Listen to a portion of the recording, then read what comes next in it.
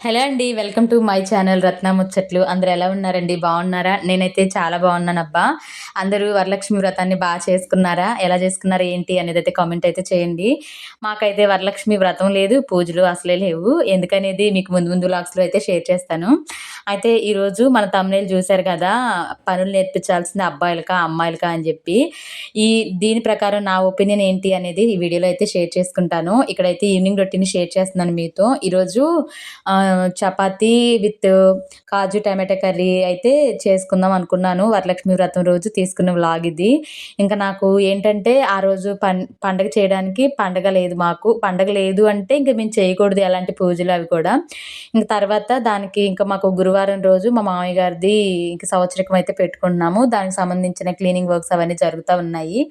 ఇంకా అవన్నీ చేసుకొని నేను కూడా ఈవినింగ్ 2:30 ఆ టైంకి అయితే హెడ్ బాత్ చేసేసి కొంచెం లంచ్ అది తినేసి ఇంక ఈవినింగ్ నుంచి అయితే వ్లాగ్ అయితే షూట్ చేస్తా ఉన్నాను. అయితే మనం ముందుగా థంబ్‌నెయిల్‌లో చెప్పుకున్న టాపిక్ గురించి నా ఒపీనియన్ అయితే షేర్ చేసుకుంటాను. ఇక్కడ వ్లాగ్ కంటిన్యూ అవుతుంది, చూస్తూ ఉండండి. జనరల్‌గా అమ్మాయిల పనులు, అబ్బాయిల పనులు అని చెప్పేసి మన చిన్నప్పుడు రోజుల్లో చాలా ఎక్కువగా వింటూ ఉండేవాళ్ళం. మనం ఏదైనా పని చేస్తున్నాం అనుకోండి, అమ్మ నేనే ఎందుకు ఈ పని చేయాలి, తమ్ముడిని చేయమనొచ్చు కదా, అన్నని చేయమనొచ్చు కదా అంటే వాడు మగపిల్లోడు, వాడెందుకు చేస్తాడు, వాడు చేయకూడదు ఇలాంటి పనులని చెప్పి మన పేరెంట్స్ మనకు చెప్తూ ఉండేవాళ్ళు. కానీ ఈ రోజులను బట్టి పనులనేది అబ్బాయిలకే నేర్పించాలి ఖచ్చితంగా కూడా. ఎందుకంటే సర్టెన్ ఏజ్ వచ్చిన తర్వాత మన ఆడపిల్లలకి ఏ పని ఎప్పుడు చేయాలి, ఎలా చేయాలి అనేది ఆటోమేటిక్‌గా నేర్చుకుంటూ ఉంటాము. మనం మన అత్తగారిళ్ళకి వెళ్ళిన తర్వాత, నేననే కాదులెండి, ఎవరైనా సరే అత్తగారింటికి వెళ్ళిన తర్వాత వాళ్ళకున్న పరిస్థితులను బట్టి, వాళ్ళకున్న ఆ సిట్యుయేషన్స్ బట్టి వాళ్ళైతే ఖచ్చితంగా పనులనేవి నేర్చుకుంటారు. అసలు ఏమి రాని వాళ్ళు కూడా పెళ్ళైన తర్వాత అన్ని పనులు గూడా చకచకా చేసేవాళ్ళు మన కళ్ళ ముందర ఎంతోమంది ఉంటారు గదా! కానీ అబ్బాయిల విషయానికొస్తే మనం చిన్నప్పటి నుంచి ఏవైతే పనులు నేర్పిస్తామో అవి పెళ్ళైన తర్వాత గూడా వాళ్ళు కంటిన్యూ చేసుకుంటూ ఉన్నారనుకోండి, వాళ్ళకు వచ్చే లైఫ్ పార్ట్నర్ హ్యాపీగా ఫీల్ అవుతది. అలాగే పేరెంట్స్‌గా మనం కూడా ఎప్పుడైనా హెల్త్ బాగోనప్పుడు మనకు కూడా కాస్త కూస్త పనుల్లో తోడుగా ఉంటూ ఉంటారు గదా! నాకైతే మాత్రం నేనైతే పిల్లల్ని అన్ని పనులు కూడా చేపిస్తాను కామన్‌గా. అయితే మా పెద్దోడు ఒక్కోసారి అంటా ఉంటాడు, "ఏంటమ్మా అమ్మాయిలు చేయాల్సిన పనులు మా చేత చేపిస్తున్నావు" అని చెప్పి. ఇది అమ్మాయిల పని, అబ్బాయిల పని అని ఏమీ ఉండదు నాన్న. అందరూ అన్ని పనులు కామన్‌గా షేర్ చేసుకోవచ్చు. తప్పేం లేదు. ఇప్పుడు మదర్‌కి హెల్త్ బాగోనప్పుడు మీరు తప్ప ఇంకెవరు చేస్తారు చెప్పండి అని చెప్పేసి నేను మా పిల్లల్ని అలా చెప్పి మా పిల్లల చేత నేనైతే పని చేపించుకుంటాను. ఈ విషయాన్ని చెప్పడానికి నేను అస్సలు సిగ్గుపడనబ్బా! కొంతమంది అంటారు, "నువ్వు ఇంట్లో కూర్చొని పిల్లల చేత పని చేపిస్తావా?" అని చెప్పి. ఏదైనా సరేనండి, మనం చిన్నప్పటి నుంచి మన పిల్లలకి నేర్పించేదాన్ని బట్టే పెద్దయిన తర్వాత వాళ్ళ బిహేవియర్ ఉంటది. ఈరోజు మనకేదైనా హెల్త్ బాగోకపోతే మన హస్బెండ్ ఏదైనా పని చేయలేదనుకోండి, మనం ఎంత ఫీల్ అవుతున్నాం చెప్పండి? నిజంగా గుండెల మీద చేతులేసుకొని చెప్పండి, మీరు బాధపడుతున్నారా లేదా అనేది. నేనైతే మాత్రం మా హస్బెండ్‌కి చిన్నప్పటి నుంచి పనులేమి రావు. తను ఇప్పుడు చేయాలన్నా కూడా చేయలేరు.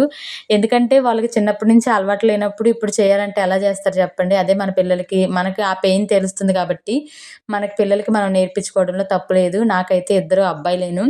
అయితే రీసెంట్ టైమ్స్‌లో నాకు ఒక 2 మంత్స్ నుంచి హెల్త్ అస్సలు బాగోట్లేదు. బాగోనప్పుడల్లా ఇంకా ఏడ్చుకోవడం, పడుకోవడం, లేచి మళ్ళీ అదే పని యథావిధిగా కంటిన్యూ చేసుకోవడం ఇలా జరుగుతూ ఉంది.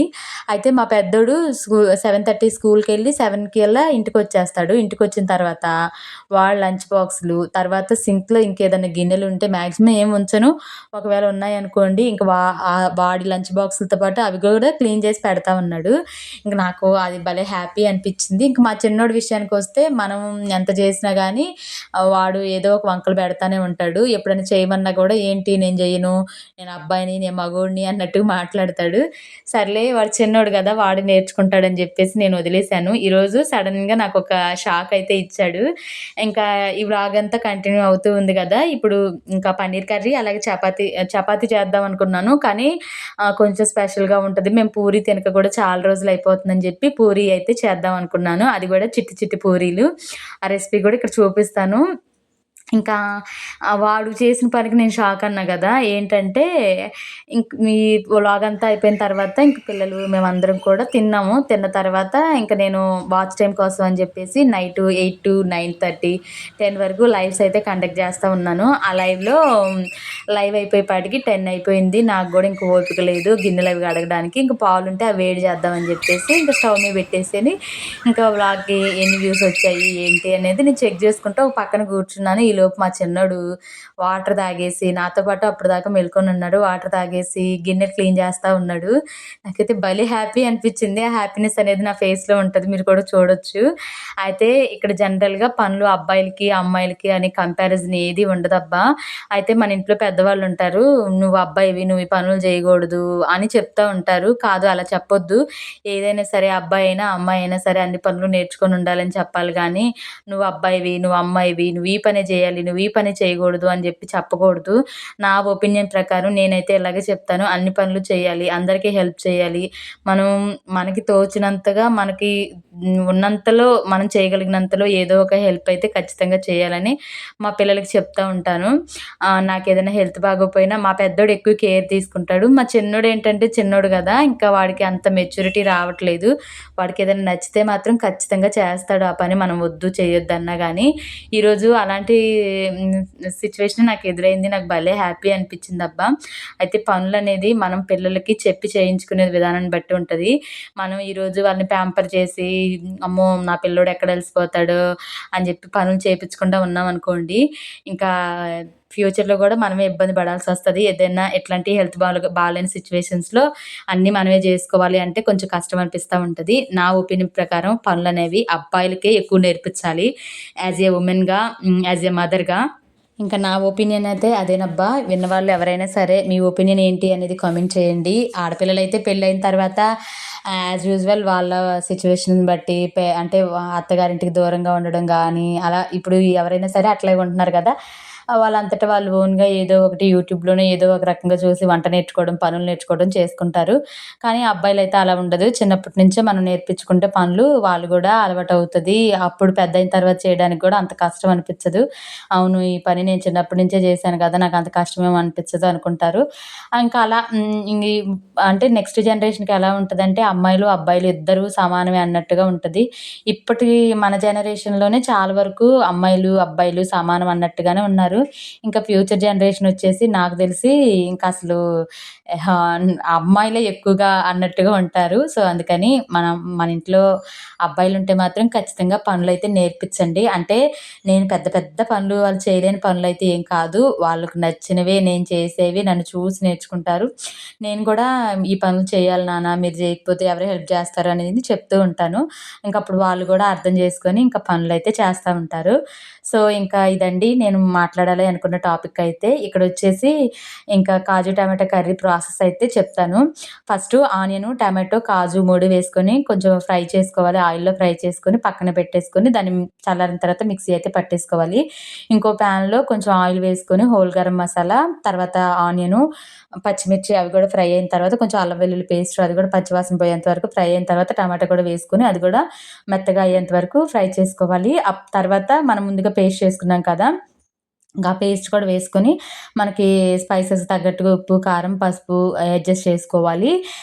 మీకు నచ్చితే కొంచెం లూజ్ కన్సిస్టెన్సీ కావాలంటే వాటర్ యాడ్ చేసుకోవచ్చు. నాకు అంత లూజ్‌గా ఏం అవసరం లేదు. ఇది మా ఫ్యామిలీ అందరికి సరిపోద్ది కాబట్టి, నేను కొంచెం గట్టిగానే చేశాను. ఇంక తర్వాత ధనియాలు, హోల్ గరం స్పైసెస్ ఉంటాయి గదా! ఆ పౌడర్ అయితే వేశాను. అయితే నేను ఇవి మిక్సీ పడదాం అనుకున్న టైంకి కరెంట్ పోయింది. అందుకని జెప్పేసి చిన్న రోలు ఉంది గదా! దాంట్లో అయితే నూరేశాను. ఇక్కడొచ్చేసి ఇంక పూరి పిండి కలుపుకొని ఇంక నేను ఈ పిండితోనే పూరి, చపాతీ, పుల్కా ఏదైనా సరే దీంతోనే చేస్తానబ్బా! ఇంక కొంచెం స్పెషల్‌గా ఉంటది. పిల్లలు గూడా మంచి ఇంట్రెస్టింగ్‌గా తింటారని జెప్పేసి చిట్టి చిట్టి పూరీలైతే చేశాను. ఇంకా మా ఇక ఇవన్నీ వేస్తా ఉన్నాను గదా! మా పిల్లలు గూడా ఆటకెళ్ళి వచ్చారు. మళ్ళీ తిన్నాక గూడా ఆటకెళ్తామని జెప్పారు. అప్పటికి 7, 10 అలాగే అయింది. పెద్ద టైమయితే ఏమి అవ్వలేదు. ఇంకా కొంచెం ఎర్లీగానే డిన్నర్ అది చేయడానికి ప్లాన్ చేసుకుంటా ఉన్నాము. ఈ మధ్యన కొంచెం ఎర్లీగానే వండేస్తున్నాము. ఎర్లీగానే తినేస్తున్నాము నేను, పిల్లలు. ఇంక మా వారైతే తనొచ్చిన టైంకి బెట్టేస్తా ఉన్నాను. ఇంక ఇదిగోండి నేనిక్కడ పూరీలు చేత్తా ఉన్నా గదా! మా పెద్దోడైతే ఇంకా బండకేసి మిగతా పిండిని రుద్దేత్తా ఉన్నాడు. నేనప్పటికి ఒక పూరి పెద్దది చేసి పక్కన పెట్టాను. ఇంక వాడేం జేశాడంటే, ఇంక అది కాదేమో అని జెప్పేసి దాన్నంతా ముద్దలా జేసి పక్కన పెట్టేసి మళ్ళీ దాన్ని రుద్దుతా ఉంటే కొంచెం సీరియస్ అయ్యాను. తర్వాత మళ్ళీ నేనే రియలైజ్ అయ్యాను. సర్లే ఇంక రుద్దనీ ఏముందిలే వాడు గూడా నేర్చుకుంటాడు గదా! అన్నట్టుగా.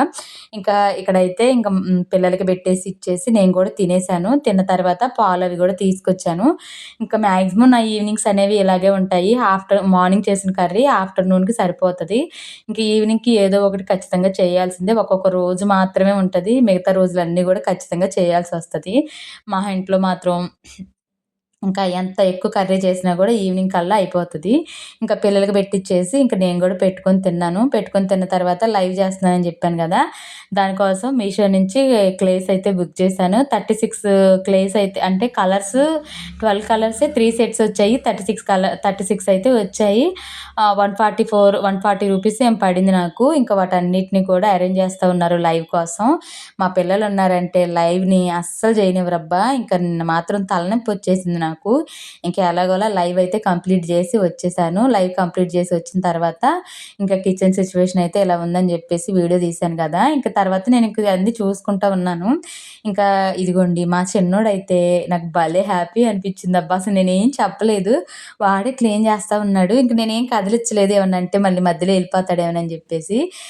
కడిగాడు గానీ ఇదిగోండి గిన్నెకి అది అలాగే ఉండిపోయింది. సర్లే ఇంక వాడిని డిసప్పాయింట్ చేయడం ఎందుకని జెప్పి అలాగే కడగనిచ్చేసాను. తర్వాత నేనే క్లీన్ చేసుకుందాంలే వాడిని డిస్టర్బ్ చేయకూడదు అనుకున్నాను. ఇంక వాడే క్లీన్ చేశాడు. ఎలా కడిగానన్నాడు. సూపర్‌గా కడిగావని జెప్పాను.